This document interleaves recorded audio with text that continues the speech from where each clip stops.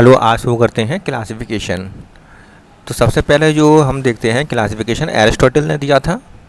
Aristotle ने बताया था कि किंगडम को, सभी एनिमल्स को दो भागों में बांटा था, एनाइमा और इनाइमा। एनाइमा में उन्होंने ऐसे एनिमल्स को रखा जिनमें आरबीसी नहीं पाई जाती है, जबकि इनाइमा में ऐसे एनिमल्स को रखा जिनमें आरबीसी पाई जाती है।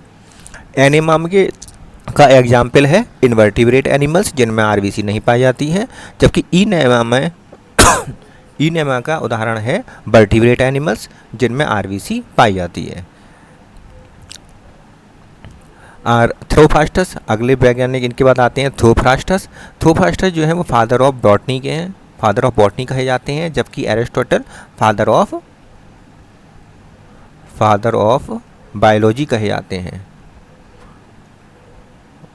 Father of biology, father of zoology कहे जाते हैं। थ्योफ्रास्टस ने बताया कि प्लांट्स जो होते हैं वो को तीन भागों में बांटा है, हर्ब्स, श्रब्स और ट्रीज। ठीक है, इसके बाद शुरू करते हैं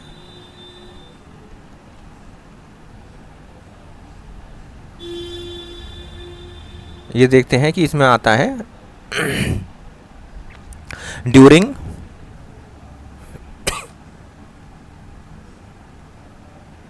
ड्यूरिंग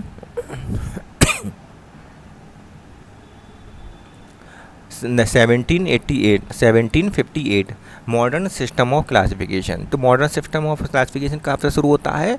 1758 से शुरू होता है। और ये कहाँ सबसे पहले किसने दिया था टू किंगडम क्लासिफिकेशन?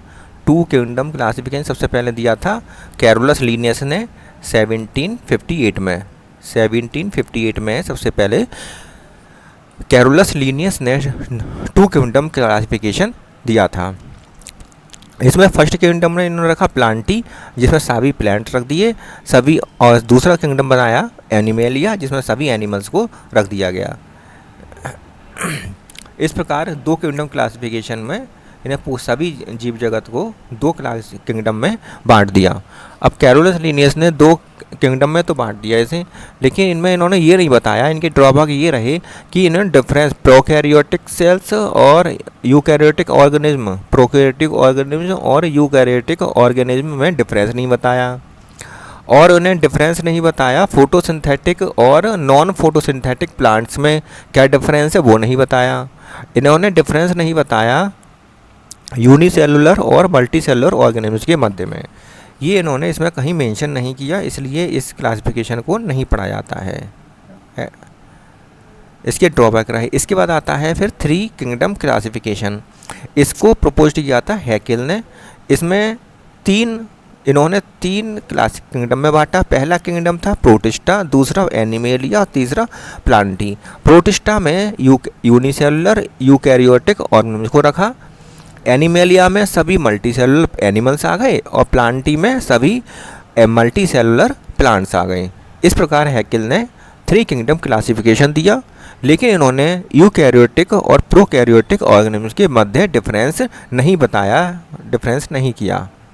ठीक है, इसके बाद आते हैं कॉपलैंड।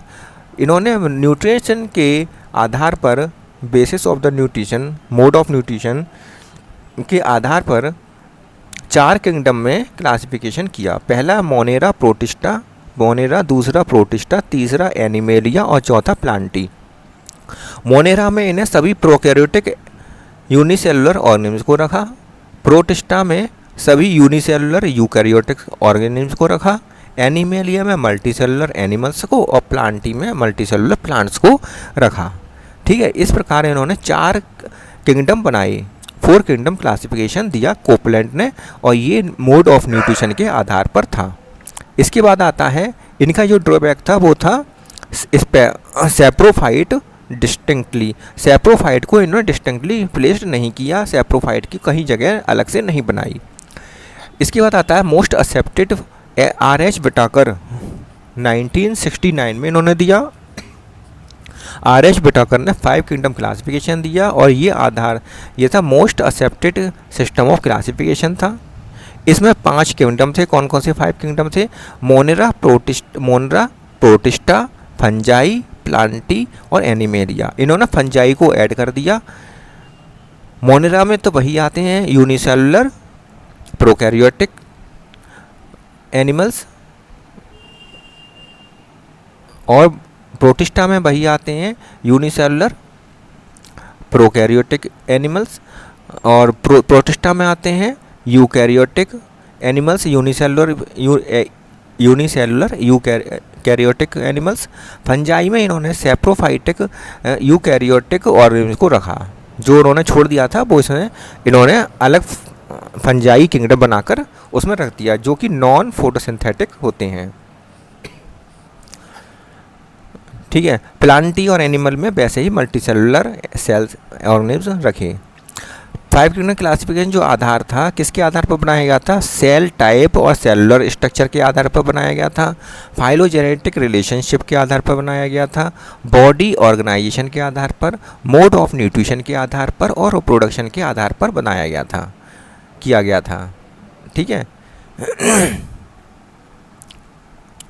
करैक्टर्स क्या है इसके? सेल टाइप, बायोस, body organisation, cell wall, mode of nutrition. Monera में सेल टाइप प्रोकैरियोटिक होता है, प्रोकैरियोटिक टाइप के होते हैं, प्रोटिस्टा यूकैरियोटिक टाइप होते हैं, फंजाई यूकैरियोटिक टाइप के होते हैं ऑर्गेनिज्म, प्लांटी यूकैरियोटिक टाइप के होते हैं, एनिमेलिया भी यूकैरियोटिक टाइप के एनिमल्स होते हैं। बॉडी ऑर्गेनाइजेशन देखें तो मोनेरा का यूनिसेलुलर होते हैं, प्रोटिस्टा यूनिसेलुलर होते हैं, बाकी सारे, और फंजाई यूनिसेलुलर मल्टीसेलुलर दोनों प्रकार के होते हैं, जबकि प्लांटी और एनिमेलिया मल्टीसेलुलर होते हैं। सेल वाल में अगर देखें तो सेल वाल, मोनेरा का सेल वाल जो होता है पेप्टिडोग्लाइकन का बना होता है, इसमें पेप्टिडोग्लाइकन पाया जाता है। प्रोटिस्टा की सेल वाल जो होती है present in the most organism, अधिकतर ऑर्गेनिज्म में यही प्रोटिस्टा है, इसी प्रकार की सेल वाल पाई जाती है। फंजाई में जो प्रेजेंट होती है सेल वाल, और ये काइटिनस की बनी होती है। प्लांटी में भी सेल वाल पाई जाती है और ये सेलुलोजिक होती है। और एनिमेलिया में सेल सभी एनिमल्स आते हैं और इनमें प्लांट सेल वाल नहीं होती है। इसके बाद आता है मोड ऑफ न्यूट्रिशन। मोनेरा में विभिन्न प्रकार का मोड ऑफ न्यूट्रिशन पाया जाता है, इसमें बहुत ज़्यादा वैरायटी है। ऑटोट्रॉप्स भी पाए जाते हैं, हेटेरोट्रॉप्स पाए जाते हैं, फोटोसिंथेटिक पाए जाते हैं, कीमोट्रॉप्स पाए जाते हैं, पैरासिटिक पाए जाते हैं, सिम्बायोटिक ऑर्गेनिज्म पाए जाते हैं, सैप्रोफिटिक पाए जाते हैं, और डिकम्पोजर ऑर्गेनिज्म पाए जाते हैं मोनेरा के अंतर्गत। प्रोटिस्टा के में ऑटोट्रॉप्स और हेटेरोट्रॉप्स पाए जाते हैं, जबकि फंजाई में हेटेरोट्रॉप्स जो कि सैप्रोफिटिक होते हैं पाए जाते हैं। प्लांटी में ऑटोट्रॉफिक और एनिमेलिया हेटेरोट्रॉफिक होते हैं।